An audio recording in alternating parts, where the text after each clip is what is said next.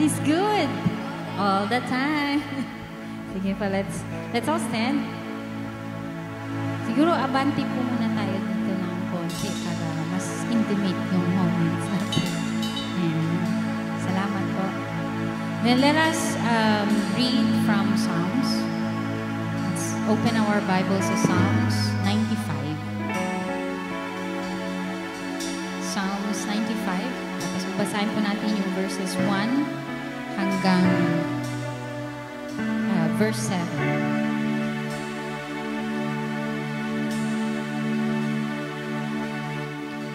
Come, let us sing for joy to the Lord.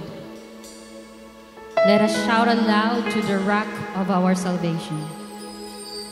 Let us come before Him with thanksgiving and extol Him with music and song.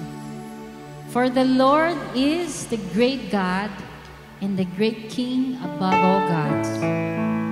In His hand are the depths of the earth, and the mountain peaks belong to Him. The sea is His, for He made it, and His hands formed the dry land. Come, let us bow down in worship.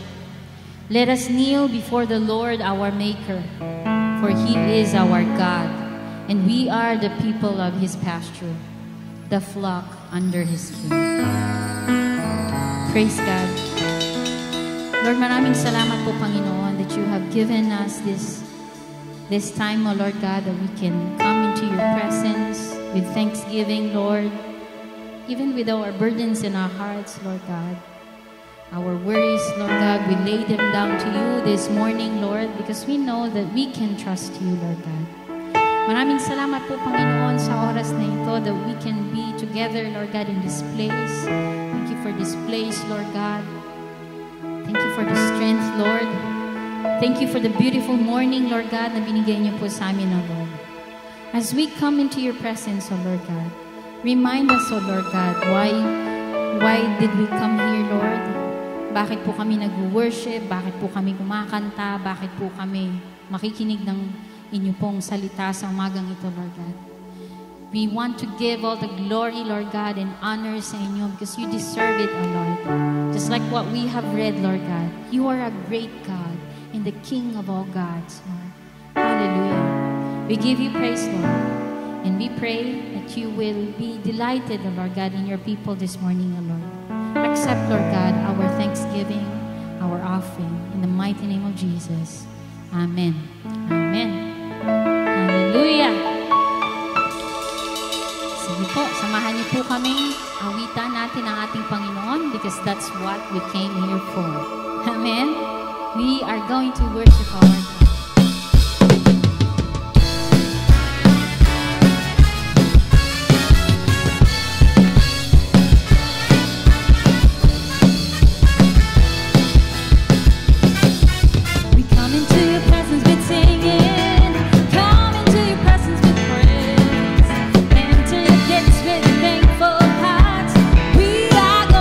Celebrate all of heaven sing. Power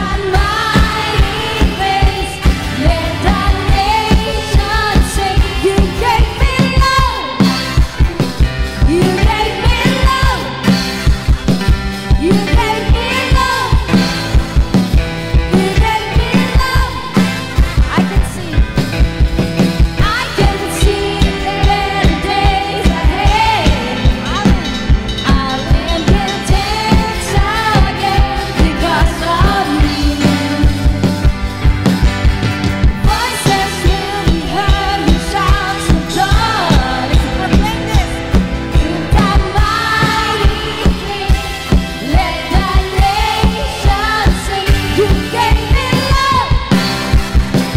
You gave me love. You gave me love. You gave me love. You gave me love. You gave me love. You gave me love.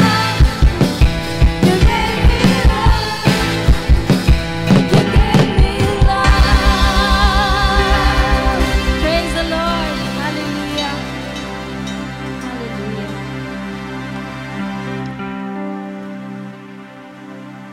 Lord, tunay po na kayo po tapat sa bawat isa po sa amin, oh Lord God. You've seen our needs, Lord God. You've seen, Lord God, our brokenness, oh Lord God. And we are grateful, Lord. You're always here, Lord God, with us, giving us comfort, giving us assurance, oh Lord God, that you will never leave us or forsake us, oh Lord God. Hallelujah. Sadyang kay buti ng ating Panginoon, magtatapat sa habang panahon, maging sa kabila ng ating pagkukulang, biyaya niya'y patuloy na laan. Katulad ng pagsinag ng gintong araw, patuloy siyang nagbibigay tamlaw. Kaya sa puso ko't damdamin, katapatan niya'y aking tutuwin.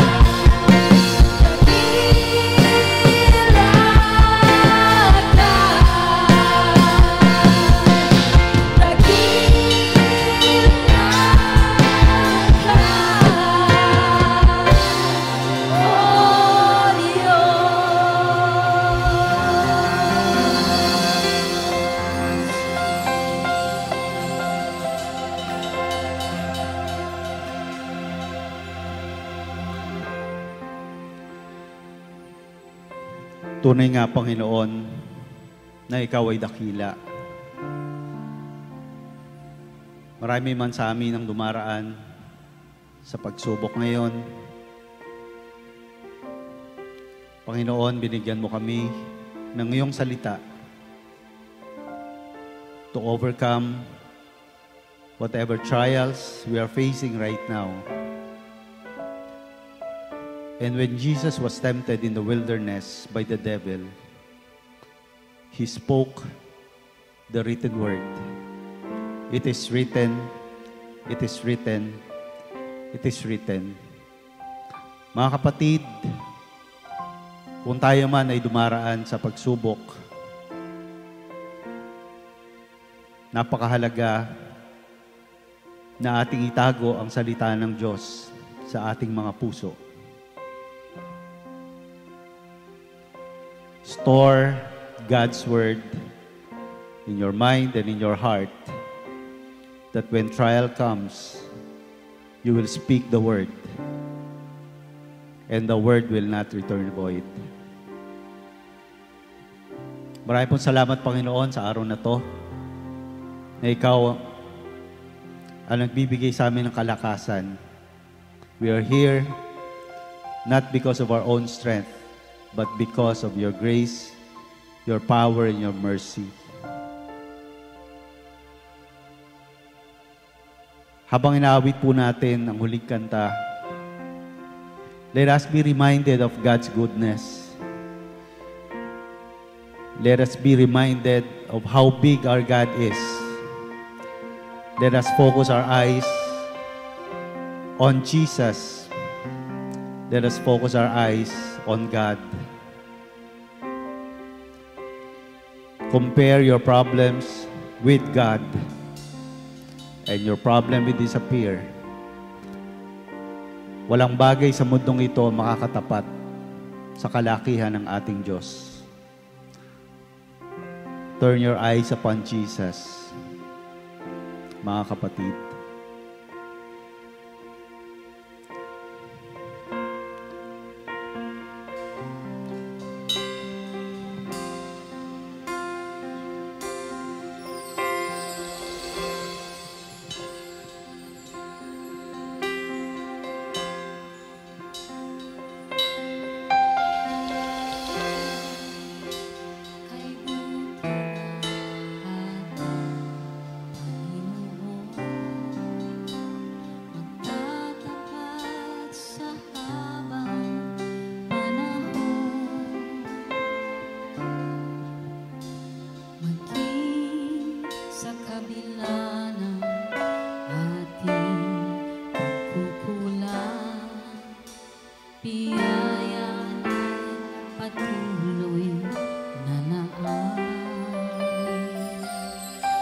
If you are in need of prayer po, we'd like you to invite at the front. Kung kayo po ay nangangailangan ng panalangin, please come forward po and we will pray for you.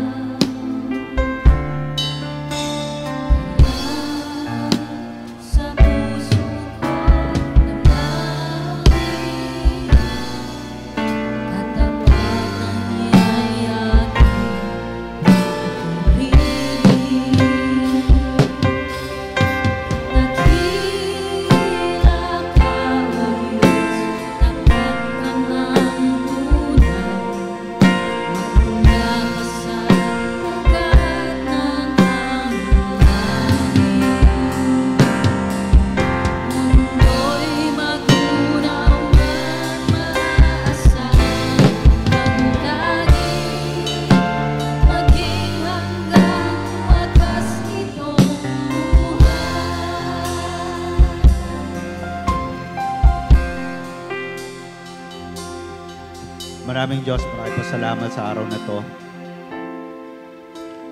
Ihanda mo po ang aming puso, Panginoon, ang aming isipan, upang makinig ng iyong salita.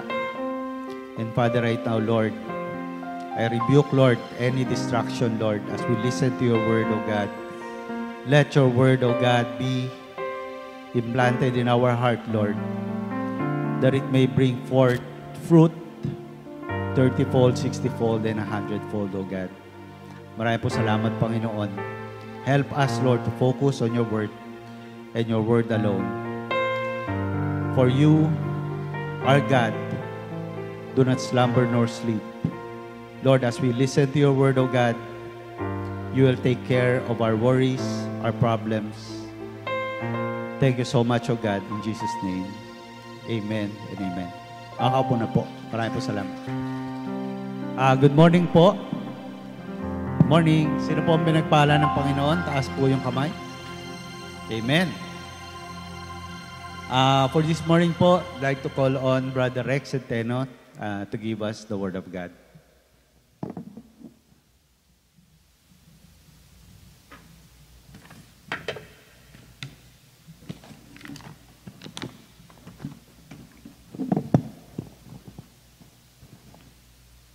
Did you bring your Bibles with you? Ayun.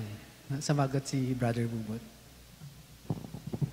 So, we are saved from bringing, diba kung yung Bible mo ganito kakapal, and in those days na wala pang cellphone, they bring it to church, no? So, medyo mabigat, but now, we have the apps to help us. So, are you blessed? Diba ang ganda ng kanta, no? Yung last one. Pero lahat naman maganda, actually. And how are you? Are you blessed? Parang kulang, ah. Are you blessed? Ayun. Dapat kasi parang kumain tayo ng almusal, hindi yung... Diba? Okay. May tanong ako. Pag may birthday, usually anong food na hinahanda? Spaghetti, ano pa? Pansit. Biko, ano pa? Shanghai, di ba? No? Puto. Hindi nawawala yun. Bakit nga ba pansit? Pag may birthday, may pansit talaga palagi, no? Pampahaba ng buhay. Di ba? Who wants to have a mahabang buhay?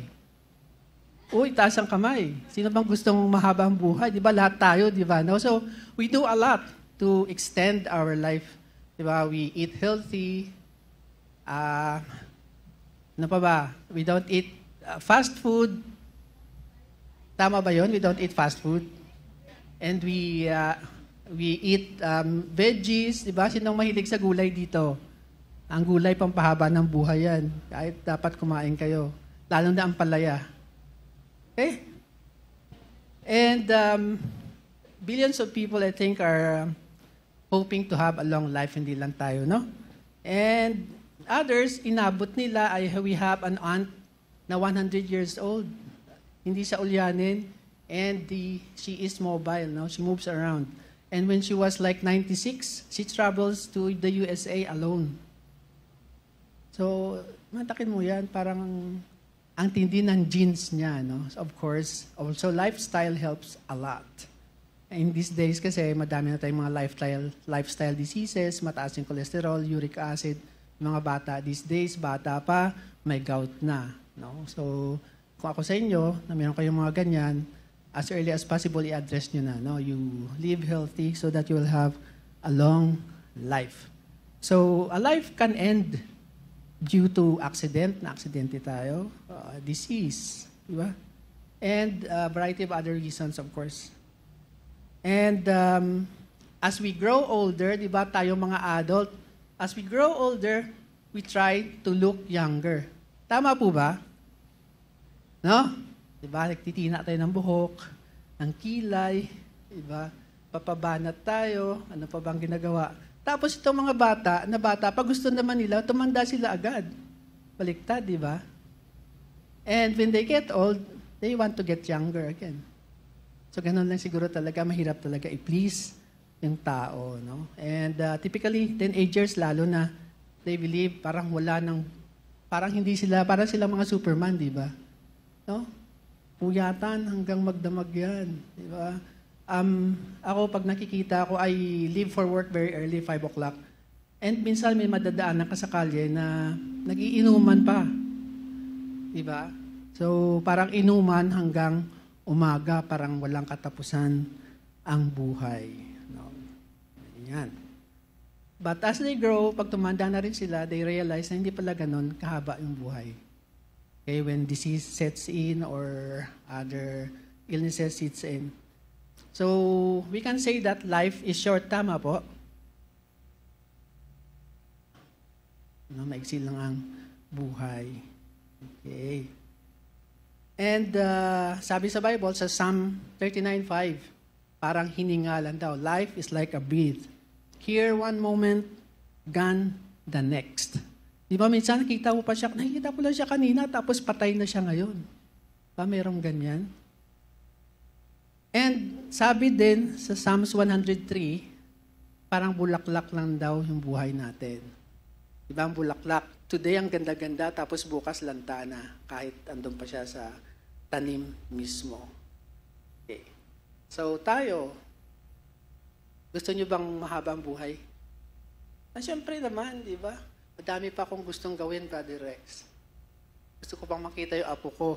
Okay. O dapat mag-asawa ka muna. Di ba? Okay. And sa tingin mo, saan natin makikita yung sikreto ng mahabang buhay? Sa vitamins ba? Na pa stem cell. Di ba? Sabi nila si Enrile.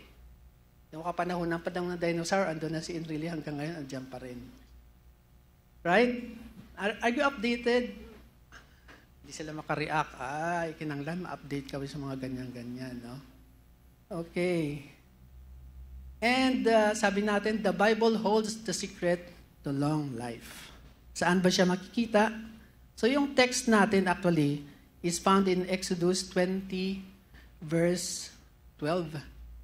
Pero babasahin ko yung from verse 1, no? Para ma-remind din tayo ng 10 Commandments. Siyempre, alam nyo na yun. Pero siguro dinaanan nyo lang yung 5, ano po?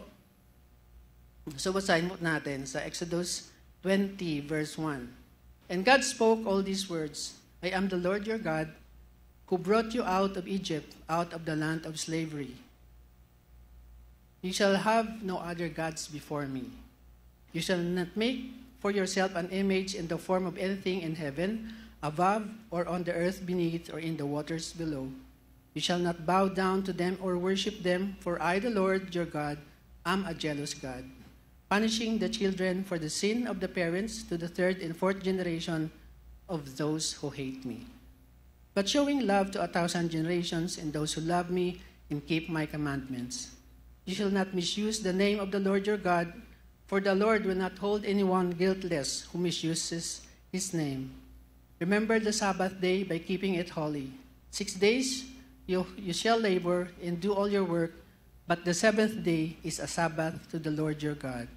On it you shall not do any work, neither you, nor your son or daughter, nor your male or female servant, nor your animals or any foreigner residing in your towns. For in 6 days the Lord made the heavens and the earth, the sea, and all that is in them, but he rested on the seventh day. Therefore the Lord blessed the Sabbath day and made it holy. And we come to our text. Honor your father and your mother, so that you may live long in the land your God is giving you.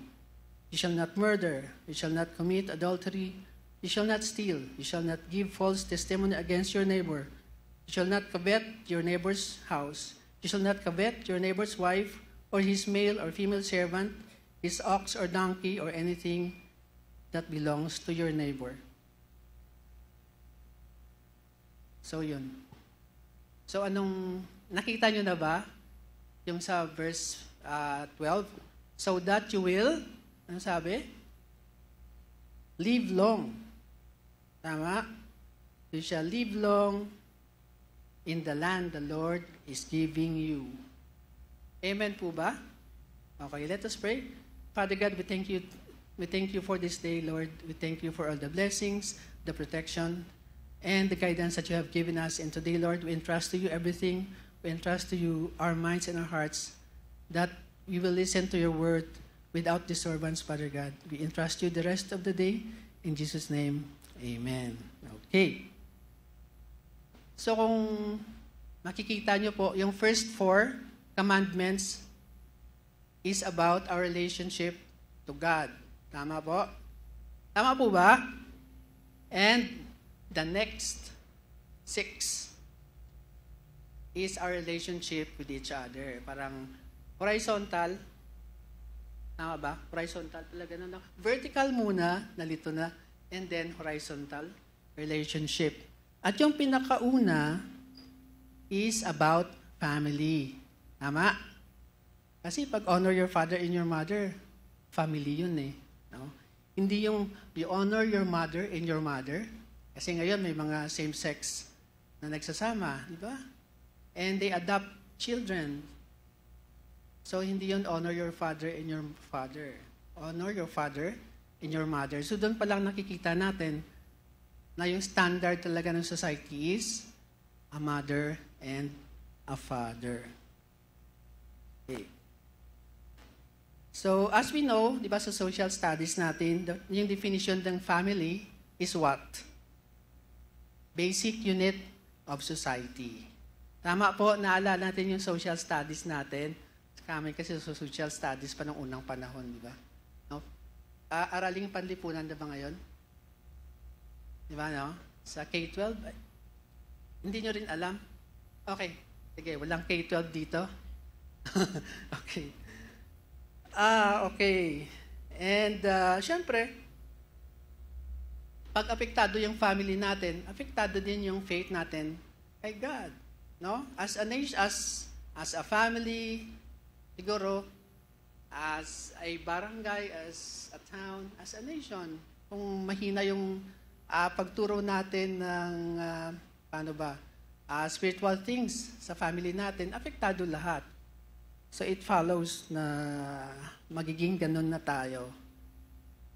And of course, kung unang aatakihin talaga ng kalaban is yung family. Kasi yun nga yung basic unit of society. Bago ka pakawalan ng parent mo sa society, saan ka ba tinitrain? Sa bahay. No? Sa bahay ka tinuturuan ng good manners and right conduct. Tama po? Yan. So, remember ko lang yung mother ko dati teacher. Talagang punong-puno kami ng pangangaral. Araw-araw na lang. Grabe, ito na naman si mother. Ulit-ulit, paulit-ulit. Diba, nakakasawa siya. But when you grow old, you will appreciate it. Sino bang nakaranas ng ganyan na parang araw-araw na lang pinagsasabihan? Hindi nyo naranasan. Ay, grabe naman kayo. Ako lang ba? Okay, amen, amen. No? So, sasabihin, wag kayo pumunta sa burol ng alas 11 ng umaga, nakakahiya kayo, doon pa kayo kakain ng lunch. Mga ganyang bagay, di ba? Okay. And sabi dito, di ba, honor your father and your mother. Yung fifth commandment, kung makikita natin sa lahat ng kultura in all places, gumagana siya, di ba? Yun yung basic. Yun yung norm. Na dapat ino-honor mo yung inyong father and mother kahit saang bansa ka pumunta. Tama po?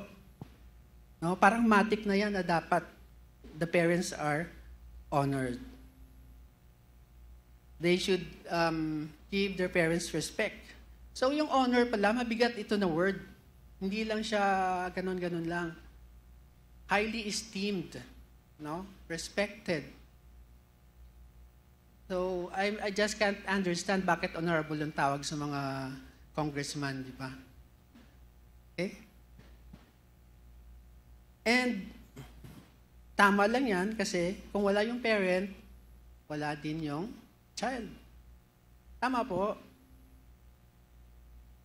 Siguro, hindi nyo lang na-realize nung pinanganak kayo, yung paanong nanay ninyo ay yung isa ay nasa libingan na, no?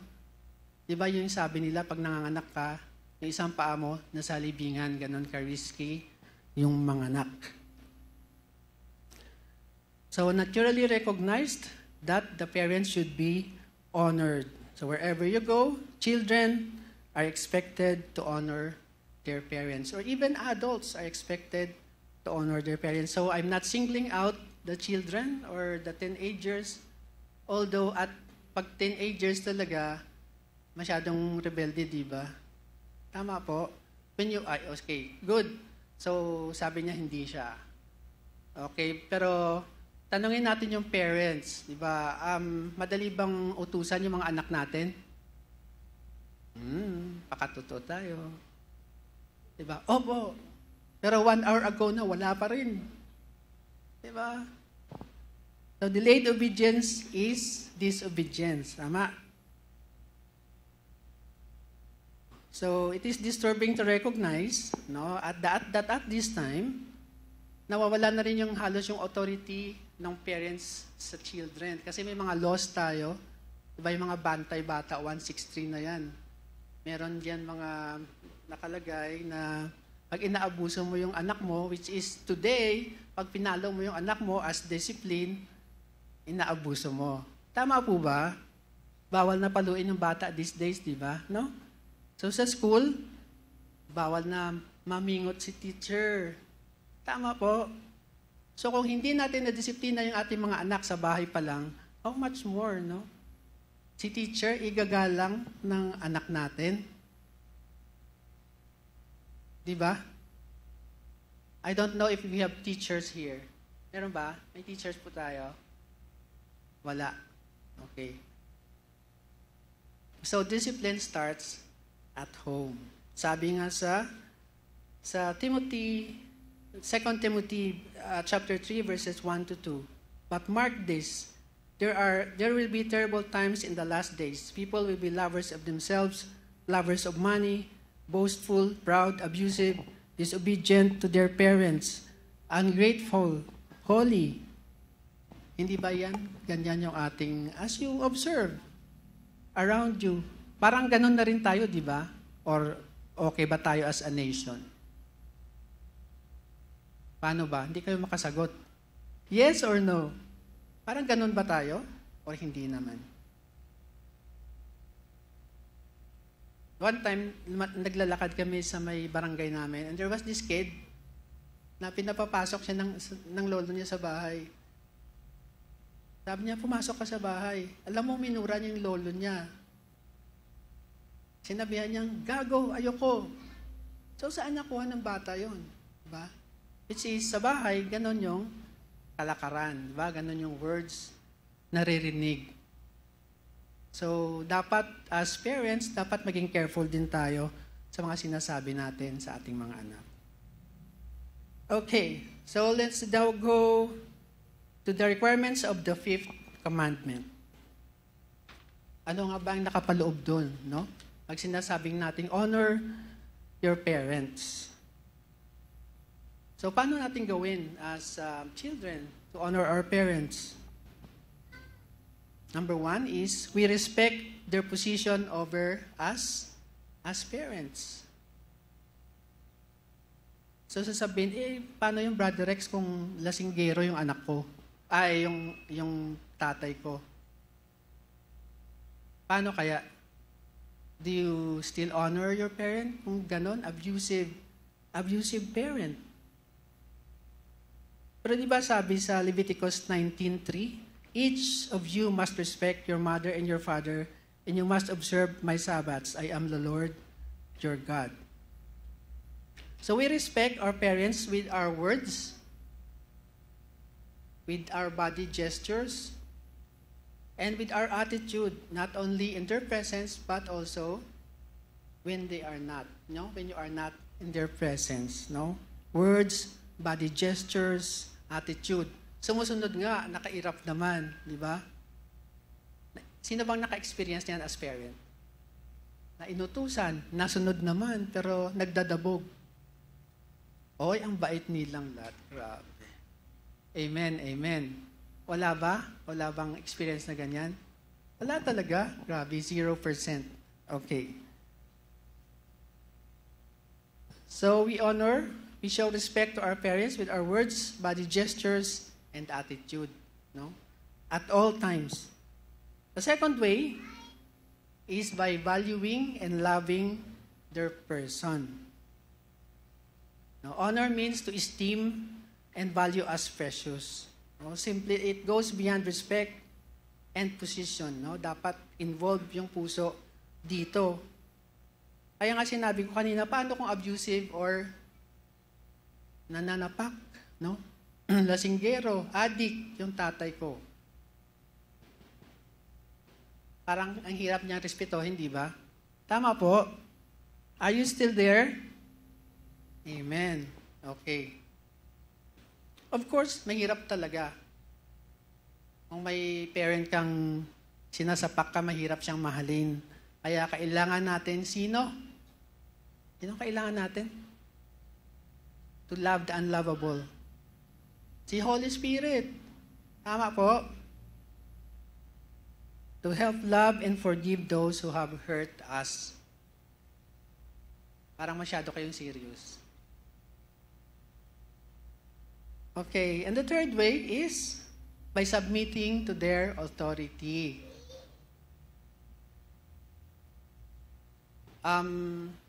Meron kaming kamag-anak na kinuha niya yung apo niya, pinatira sa bahay nila, 14 years old.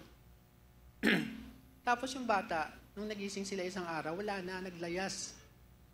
Tapos yung ginawa ng bata, sumama pala sa nagtitinda ng mga fishball, tapos yung lilipat-lipat sa mga bayan. Tapos isang instance, like just a week ago, naayos niya yung elf, kung saan yung sinasakyan nila sa pagtitinda. Hindi alam ng driver na nakatayo pala siya dun sa likod. Pinaandar. Nahulog siya. Tapos tumama yung ulo niya sa semento. And namatay siya after a week. So 14 years old, ni-hire. So may pananagutan din yung may-ari ng business. Pero isipin mo, bakit ganon? Diba? At 14 years old.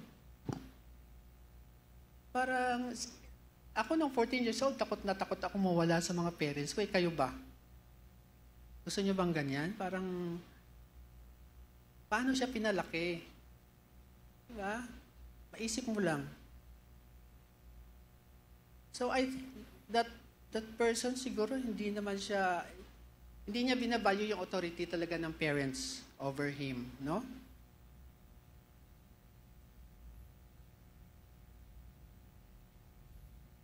Pag tayo ay suwail sa ating mga magulang, may balik talaga yon. Sabihin ko sa iyo, because I have experienced one person na lagi niyang pinapaiyak yung lola niya. Anong nangyari sa kanya? He died early. Nagka-cancer siya at 30 years old. Namatay siya. Ganon. I have known a person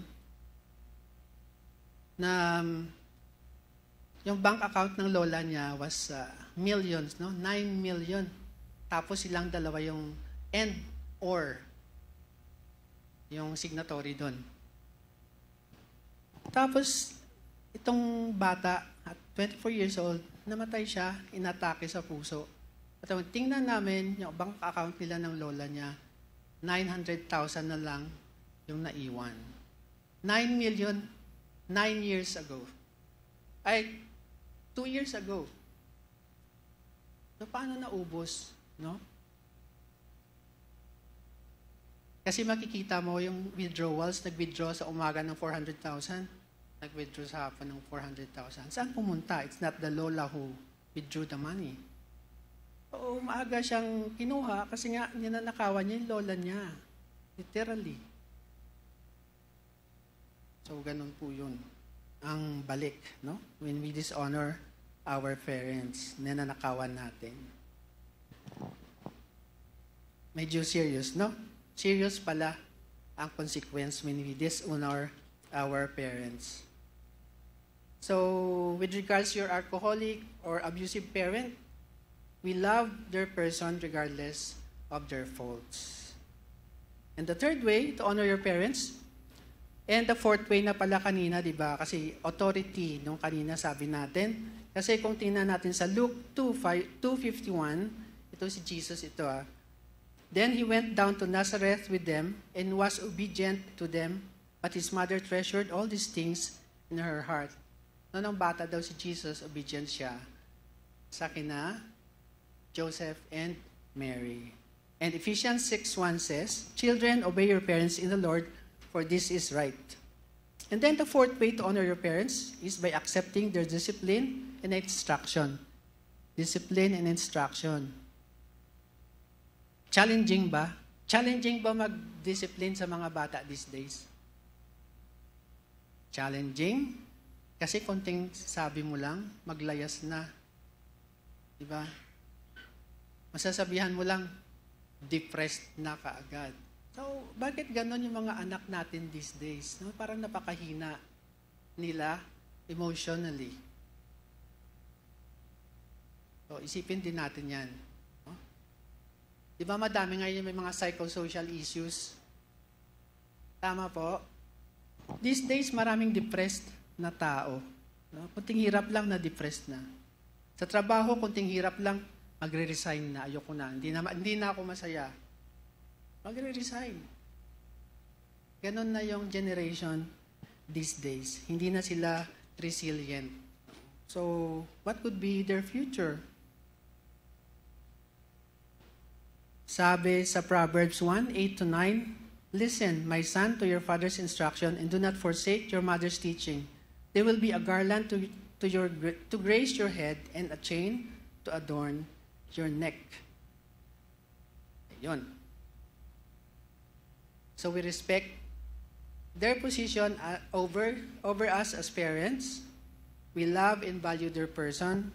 We submit to their authority, and we accept their discipline and instruction. Yan ang sinasabi ko kanina, yung maliit kami, punong-puno kami ng pangangaral kay mother.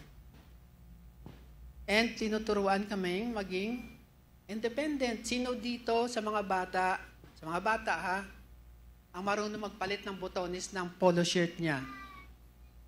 Taas ang kamay. Ayun, meron isa. O dito, sino marunong mamalansya? Ayan. Very good yung mga boys natin, marunong silang mamalansya, no? So, yung mga bagay na yan, those are life skills, no? Sino marunong magsaing? Ayan. Very good talaga. Okay, yung mga bagay, those are small things, but, you know, you will appreciate it when you get old. Okay. So, shift na tayo ngayon, no? It is the responsibility of the parents that they should help their children observe this command. So mabigat din pala yung responsibility ng parent para masunod ng mga bata na i-honor din sila, no? Ng mga anak nila. So, ano bang dapat gawin ng mga parents, no?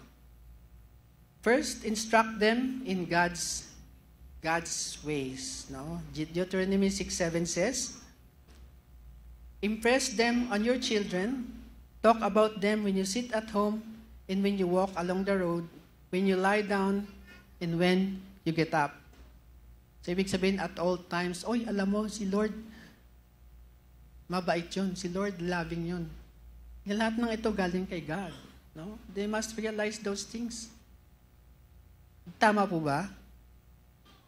Okay, so, syempre, as parents, no, dapat tayo din, mag-aral din tayo ng salita ng Diyos para magawa natin sa mga anak natin yung pangangaral din about God's ways. No?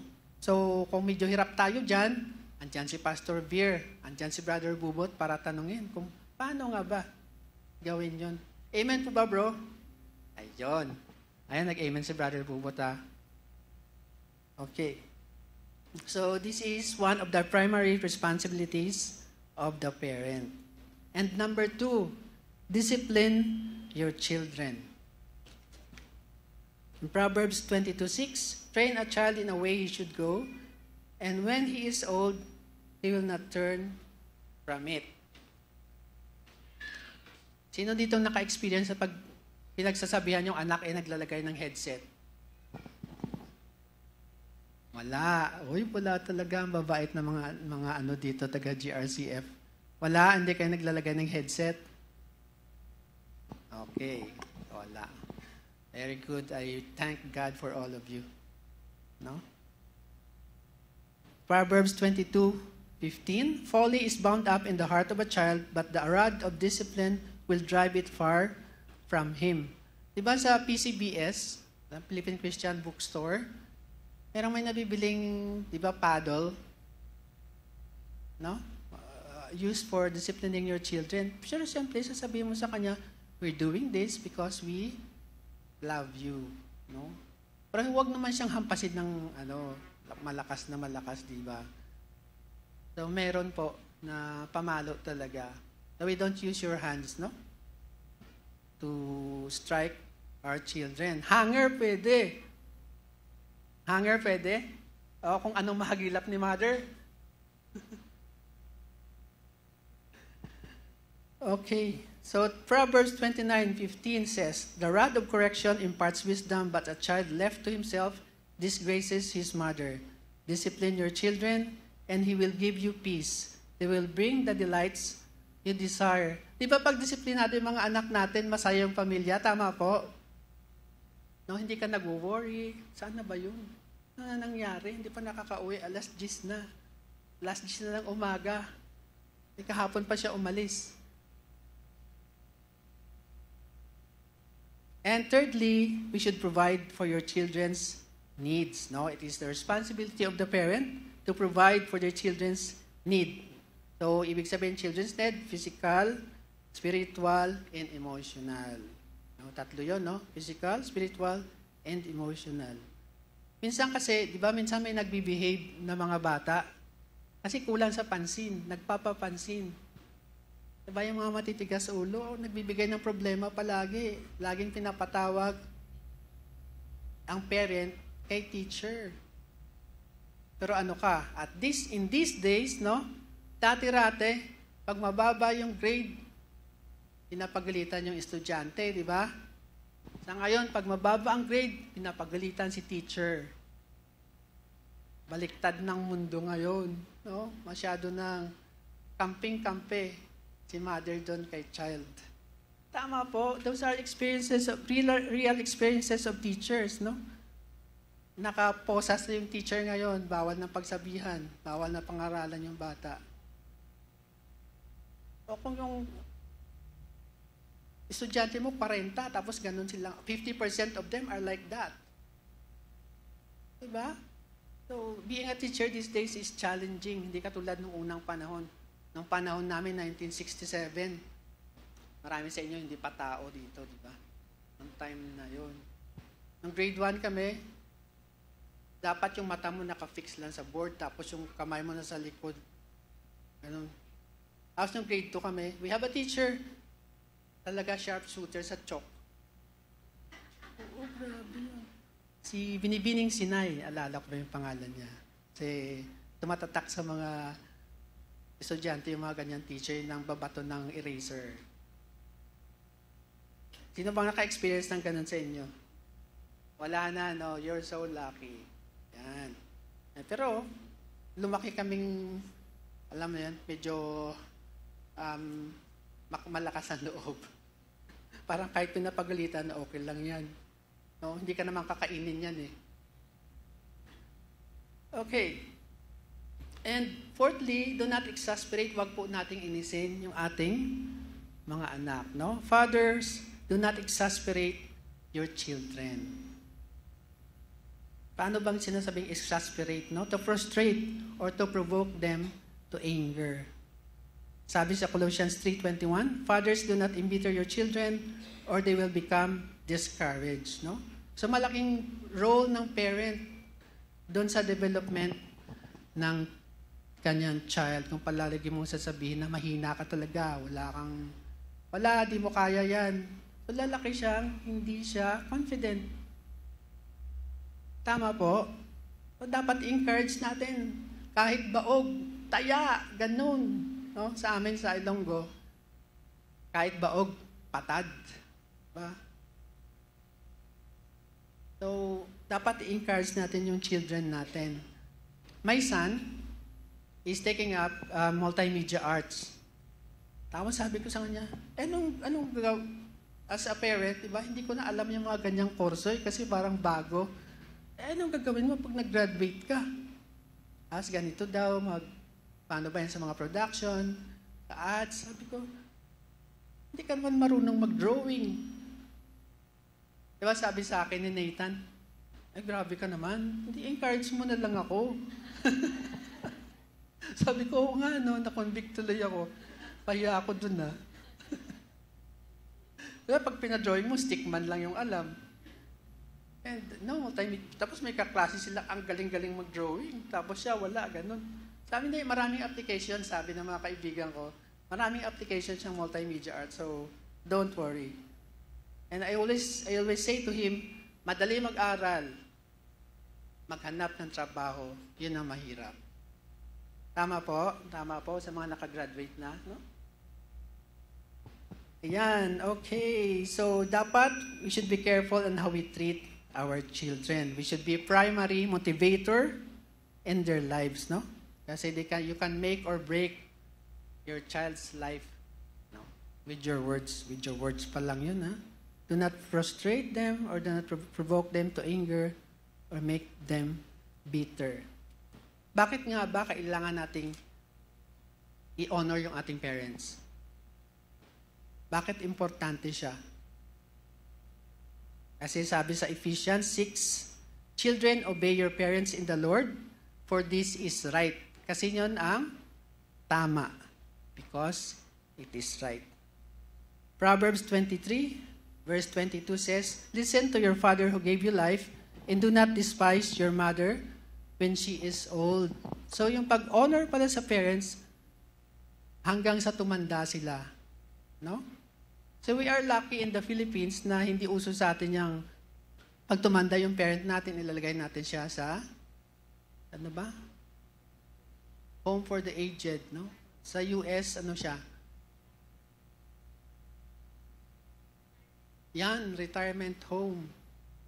Lalagay natin siya sa retirement home kasi tamad na tayo mag-alaga sa kanila. So, dito sa atin hindi uso, no? Ito yung kultura natin.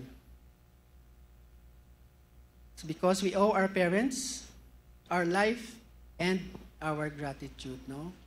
Parents sacrifice so much for their children, di ba? Isusubo mo na lang, ibibigay mo pa sa anak mo. Tama po. Hindi sila makarelate. Yes. Okay. Sometimes we don't understand, no? Hindi natin naintindihan yung mga bagay niyan. But when we become parents, doon natin ma-appreciate yun, no?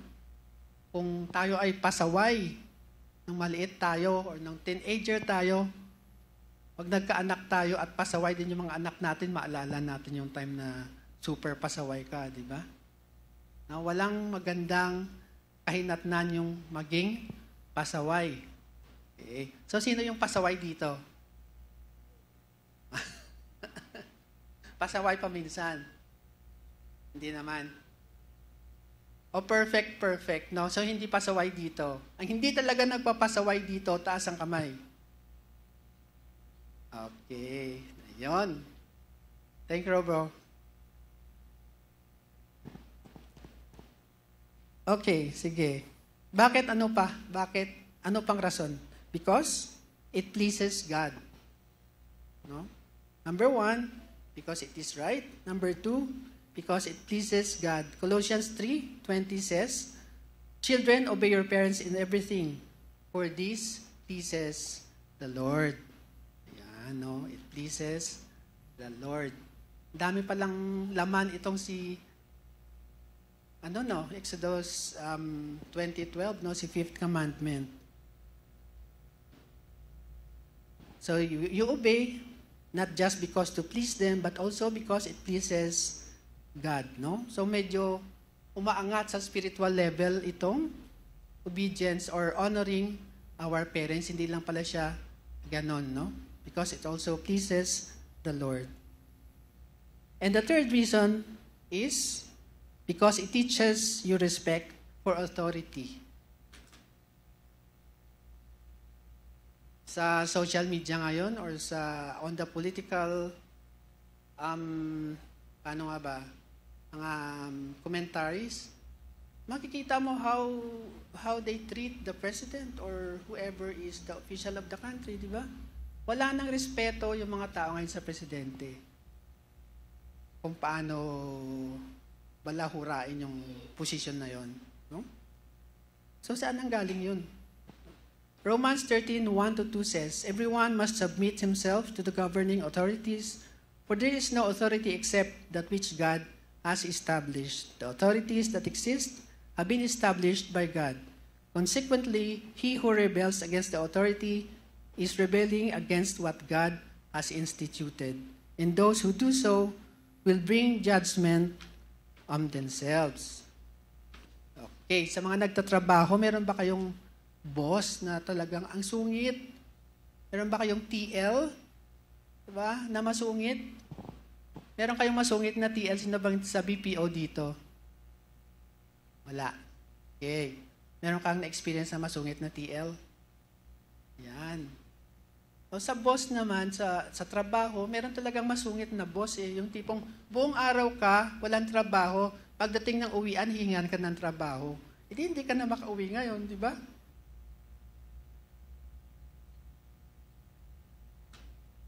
So hanggang saan mo sila susundin? Hanggang saan mo susundin yung boss mong masungit? Nasabing, ang boss ko galing talaga sa impyerno to, no? Boss from hell. Ang pahirap sa buhay. Hanggang saan? Yung pagsunod natin, ang pag-submit natin sa mga ganyang situation. Ang sabi, as long as they don't make you to sin. Hanggang hindi kanya pinapagawa ng bagay na magkakasala ka. Ang hirap, di ba? Mahirap po ba? Tama, mahirap. Mahirap sumunod, di ba, pag ganun? Mahirap rumispeto pag ganyan. Pero as long as hindi ka, gumagawa ng kasalanan dahil sa kanya, ganun daw yung pag-submit sa mga boss na ganyan. So, syempre, tayo masama loob natin, ibigay natin kay God. Yan, okay. So when you rebel to your parents, you are really rebelling against authority and against God. Excuse me.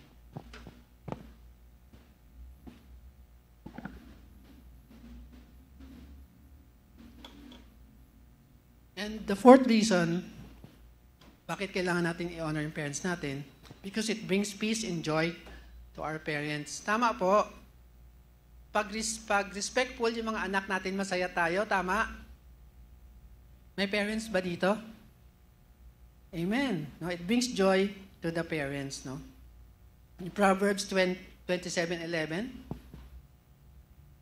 be wise, my son, and bring joy to my heart. Then I can answer anyone who treats me with contempt.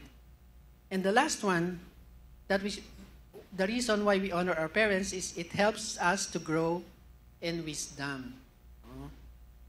Sa Proverbs 4:1-4, listen, my sons, to a father instruction. Pay attention and gain understanding.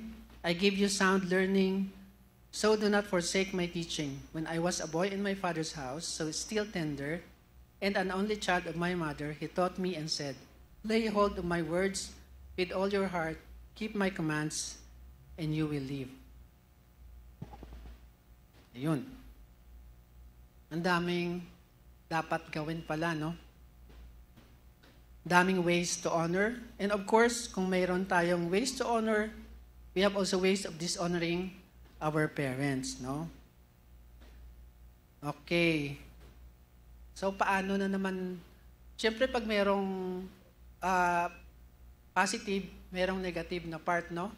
Paano ba natin na-dishonor yung parents natin? Sabi sa Deuteronomy 27:16, cursed is the man who dishonors his father and his mother. Then all the people shall say, Amen. So, kung kanina sinabi natin yung honor is to treat on a high esteem, no? Esteemed siya. So, dishonor means to treat lightly or with contempt. So, medyo guilty ako dito kasi siyempre, hindi naman ako Kristiyano dati, RC. So, hindi naman in-emphasize yung 10 Commandments dati, di ba? And, nung maliit ka pa, or hindi ka pa masyadong mature, middle child kasi ako. So, alam mo yung middle child, lagi na lang inuutusan. Kasi yung age difference namin is 7 years old. So yung kapatid ko 7, ako 1 pa lang. So nung nag-14 siya, ako 7. Diba? Kasi alam namang usually, yung mga panganay, di ba, medyo spoiled yun. Tama po? No, hindi. Okay, sige. So not all, di ba? Ako palaging inuutosan, ako na naman, grabe, naman to si mother, at ako na naman. Nakakainis talaga. Inis na inis ka. So mali pala yun, no? Mali pala yun, but, buti na naging Kristiyano ako, and I realized that one, di ba? And also, pag bata pa kasi tayo, hindi na tayo nag-iisip, di ba? Kung ano na lang yung emotions natin, yun na yun. Parang minsan naisip ko, naku, mamamatay ka na sana, di ba? Parang, oh my God, ganun pala yung kabigat. Di ba? Sobrang inis mo sa parent ko, tapos ang hirap ko makahingi ng pera sa kanya, grabe, paiyakan talaga. Pero meron ako ambassador of goodwill yung tatay ko, so siya yung nanghingi. Pahingi naman pera doon kay mother, pambili book. Okay, so that's why at a younger age, when I was in college, may sideline na ako, nagtuturo na ako ng piano noon when I was in college. So, pag hindi ako nabigyan, I use my own money from my racket, no? Pag vacant, I go to the music school and teach. Okay, so ano ba tayo? Wala na tayo, no? And dito sabi natin, it brings peace and joy to your parents. And sa dishonoring naman, we dishonor our parents, we may disobey them. So ito sa Deuteronomy 21:18-21, matindi yung parusa ng unang panahon pag nag-disobey. If a man has a stubborn and rebellious son who does not obey his father and mother and will not listen to them when they discipline him, his father and mother shall take hold of him and bring him to the elders at the gate of his town. They shall say to the elders, "This son of ours is stubborn and rebellious. He will not obey us. He is a profligate and a drunkard. Then all the men in his town shall stone him to death." Noong unang panahon pala, pag suwail ka, babatuin ka hanggang mamatay. Buti na lang hindi na uso yan ngayon. Otherwise, siguro maraming, di ba? Mauubusan tayo ng bato at this time. You must purge the evil from among you. All Israel will hear it and be afraid. So disobedience is one of the primary ways we dishonor our parents and break the 5th commandment. Secondly, we dishonor our parents when we curse them. No? Sa Exodus 21:17, anyone who curses his father or mother must be put to death. So mabigat ang kaparusahan nung unang panahon, no? And thirdly, we dishonor our parents when we strike them. Exodus 21:15, anyone who attacks his father or his mother must be put to death. Diba lahat? Death penalty. I remembered before, no? We have police siya sa town namin. And nananadyak siya nung matanda. Matanda na, meron siyang tinadyakan na matanda na nahulog sa kanal. Years after, karoon siya ng diabetes. Tapos naputulan siya ng paa. Diba? Parang kung hindi mo alam yung history, dahil sa diabetes niya, ganyan. Pero matindi yung karma when we hurt the elderly. Totoo po yan. Merong ganyan, no? If you can wait for God's justice, meron talaga siyang consequences. We have a mayor and a vice mayor na nung time nila, ang dami nilang pinagpapatay. Noong mga time na mga 70s, di ba, grabe yung mga patayan, may mga goons, yung mga mayor, may mga goons. Years later, nagkaroon sila ng prostate cancer silang dalawa, pareho. Tapos ang tagal nilang namatay. And in their bed, na-realize nila, ito na ba yung kabayaran ng pinagagawa namin noong unang panahon? Meron talagang justice God, dumadating talaga siya. Sabi nga ng nanay ko, karma is real. You just have to wait for it, no? Nangyayari siya. So, wag nating saktan yung ating mga parents. Maybe you have heard of news na itong apo, diba? Sinasapak yung lola niya. Merong ganun, di ba? Mga news. So, hindi po dapat, no? Kasi may kalalagyan ka talaga kay God pag ganun. Striking your parents is a serious way of dishonoring them, no? And fourthly, we dishonor our parents when we steal from them. Katulad kanina yung sinabi ko, na unknowing to the grandmother, minibentro pala niya yung pera ng lola niya. Proverbs 19:26 says, "He who robs his father and drives out his mother is a son who brings shame and disgrace." Proverbs 28:24, "He who robs his father and mother and says it's not wrong, he is a partner to him who destroys." So stealing from your parents breaks the 5th commandment, and what commandment? The 8th, no? Thou shalt not steal. And finally, we dishonor our parents when we neglect our elderly parents. Yun yung sinasabi ko kanina. No, may istorya na sa isang household, andun yung grandparents. So medyo senile na yung lolo nila. Pag kumakain, minsan, di ba pag senile na, tinatapon yung pagkain, ayaw gumamit ng kutsara or ganyan. Ginawa siya ng parang pasungan or trough. Alam mo yung kinakainan ng baboy? Ginawan siya ng kanyang mga anak nung ganyan para doon na siya kakain. So one day, nakita nila yung anak nila, may ginagawa siyang exactly the same as kung saan kumakain yung lolo niya. Sabi niya, ba't mo ginagawa yan? Kaya para pagtanda nyo, ito na rin yung gagamitin ko sa inyo. No? So, ganun lang talaga, no? You will get the karma, no? The consequence of what you do. In ancient Greece, you could lose your rights as a citizen if you do not support your parents in their old age, no? So, it's a good thing na yung Filipino culture, hindi ganyan, no? We take care of our elderly hanggang sa they pass away.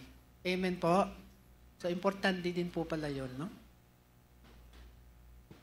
And, ano ba yung effect nun sa bahay natin kung sinusunod natin yung 5th commandment, no? So, nagfa-function ng maayos yung bahay natin. Hindi nasi-stress si mother and father, no? Nakaka-stress yung pupunta ka sa presinto tapos tutubusin mo yung anak mo. Tama po? Wala namang nangyayari sa ating kanyan, di ba? Those are extremes, no? Or nanaksak ng lapis doon sa school.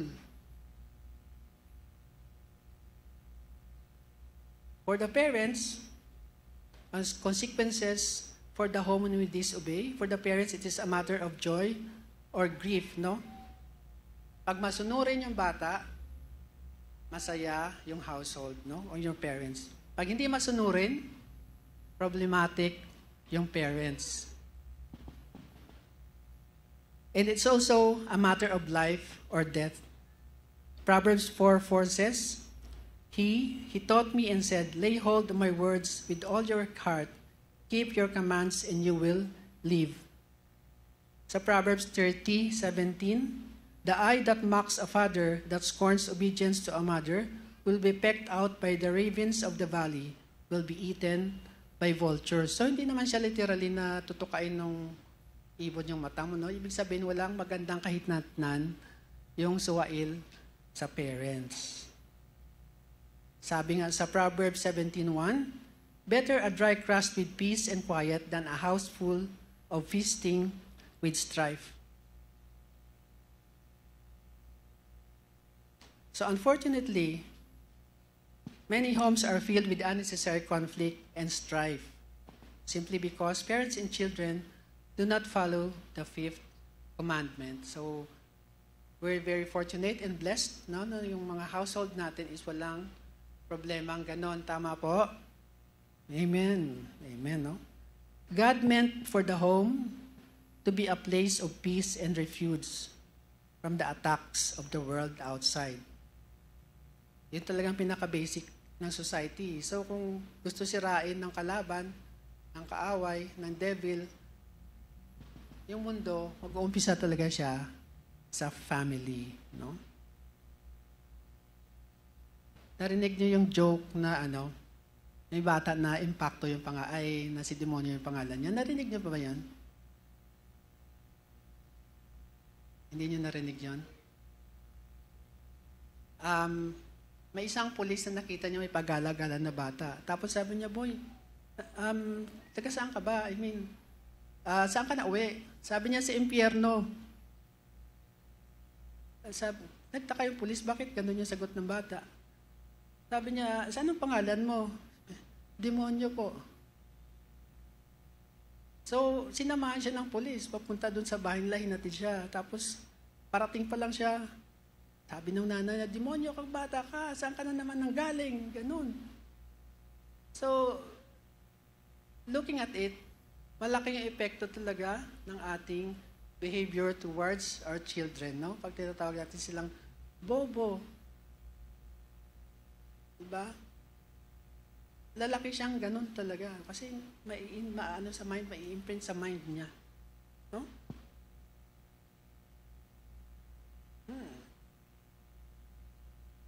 Micah 7:6 says, "For a son dishonors his father, a daughter rises up against his mother, a daughter-in-law against her mother-in-law. A man's enemies are the members of his own household." So, tanggalin na natin yung joke na buti na lang wala kang mother-in-law. Parang ganon. Diba sa mga couples, no? Parang bat ng joke talaga yun si mother-in-law kasi nga nangingialam dun sa buhay ng mag-asawa. Tama po? Or hindi nyo na-experience? Hindi na naman nila na-experience. Okay, buti na lang. Diba sa mga jokes, talagang si mother-in-law talaga involved palagi. Hindi nyo ba nakikita yung mga jokes na yan?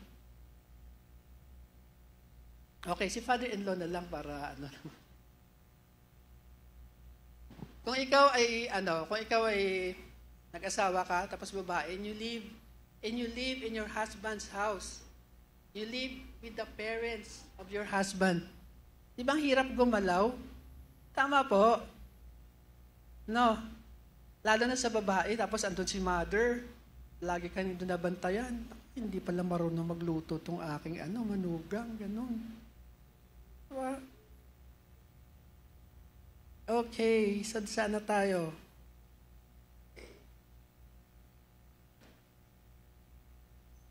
And lastly, promises attached to the fifth commandment. So dito na tayo sa maganda naman.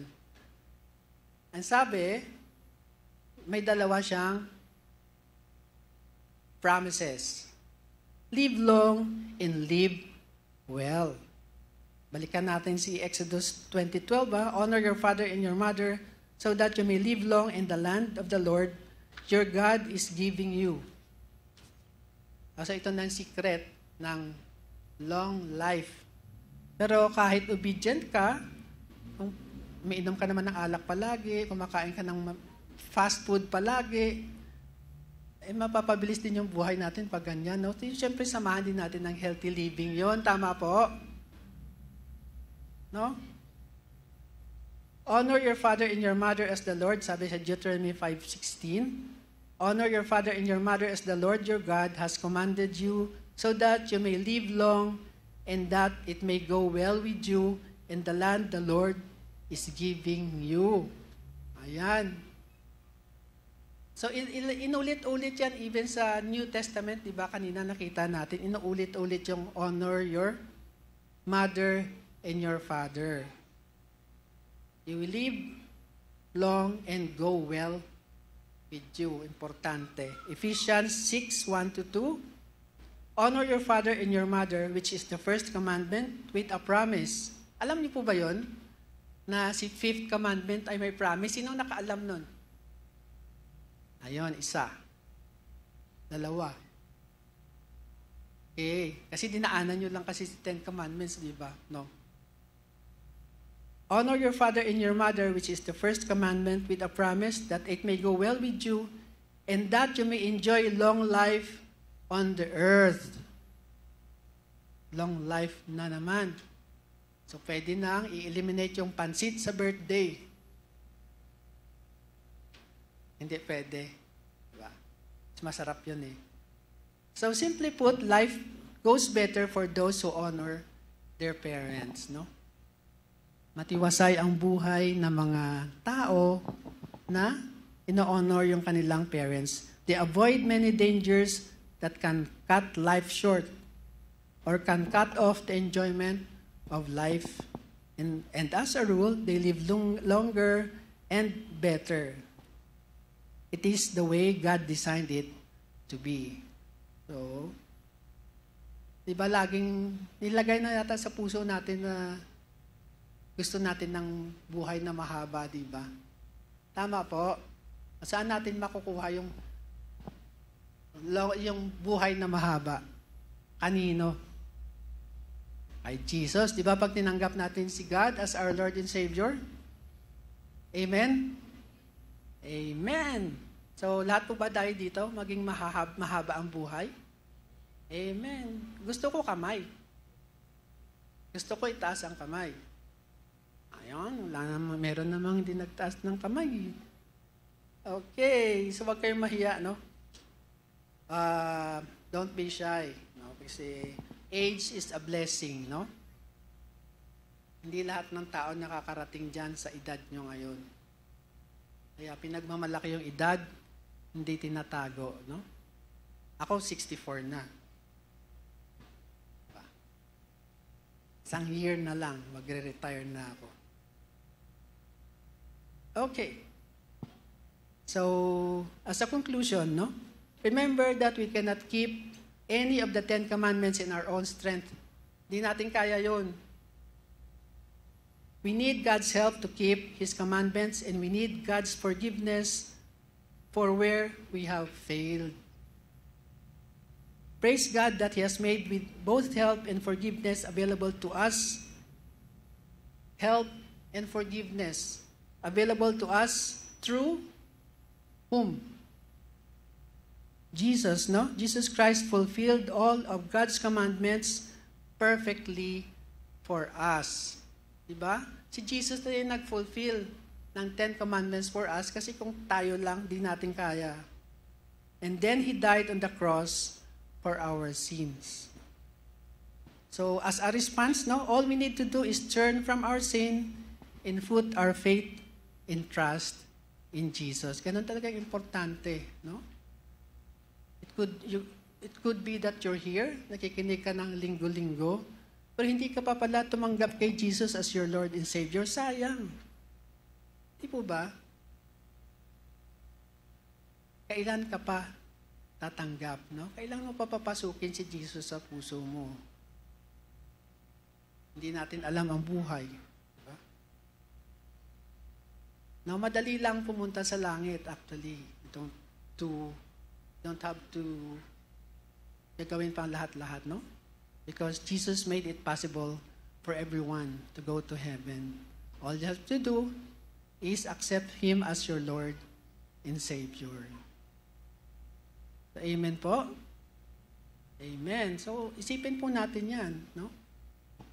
Maybe for some person, hindi pa dumadating yung oras na tatanggap or what, but you know, alam mo na po kung ano yung dapat gawin.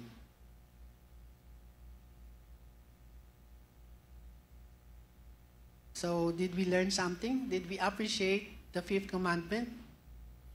Diba? Ang laking impact yan sa buhay ng bawat isa. Okay? So, and with that po, let's bow our heads in prayer. Father God, we thank you for your word. We pray, Father God, that you will impress in our hearts, Father God, that we should always honor our parents, even in their old age, Lord. We pray that you will give us the patience, that you will give us all the love, Father God, to love those unlovable parents that are abusive to us, Father God, or may mga bisyo, Lord. We pray na tulungan mo po kaming sila ay ma-honor at mabigyan at that we can show their love, our love to them, Father God, for it is your commandment, and we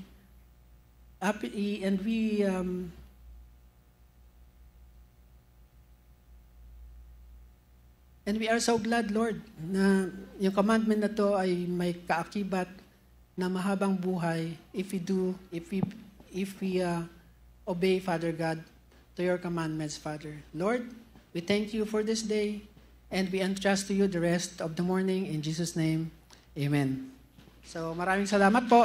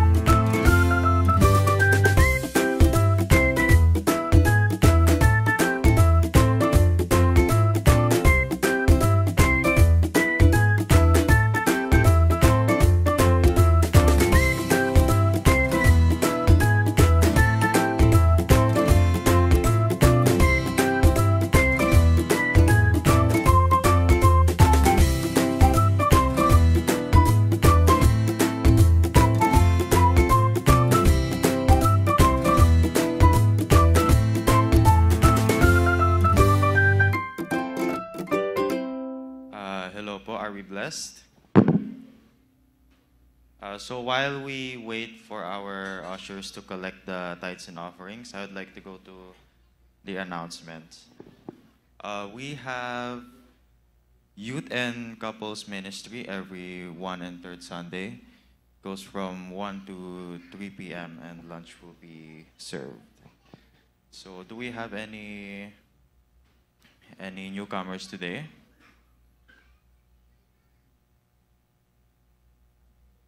Wala naman.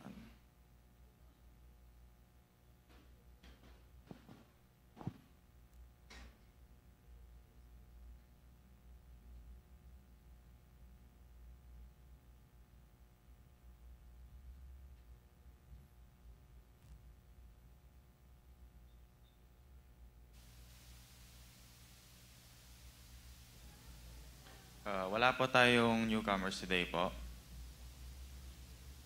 Sige, let us stand and pray.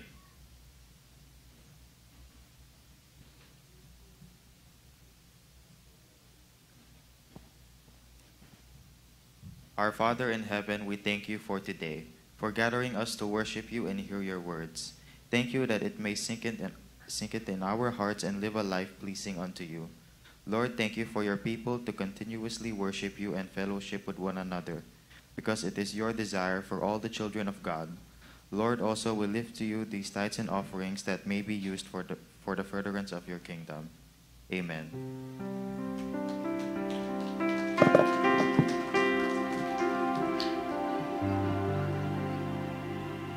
Bago po tayo mag-iwahiwalay, kamayan po natin ating mga katabi.